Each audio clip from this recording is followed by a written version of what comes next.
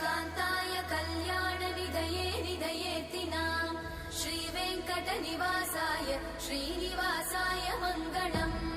लक्ष्मी सविभ्रमालोकसुभ्रूविभ्रमचक्षुषे चक्षुषे सर्वलोकानां वेङ्कटेशाय मङ्गलम् श्रीवेङ्कटाद्रिशृङ्गाग्रमङ्गलाभरणाङ्गये मङ्गलानां निवासाय श्रीनिवासाय मङ्गलम् सर्वावयव सौन्दर्य सम्पदा सर्वचेतसां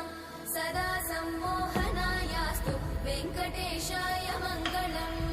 नित्याय निरवध्याय सत्यानन्दचिदात्मने सर्वान्तरात्मने श्रीमद् वेङ्कटेशाय मङ्गलम्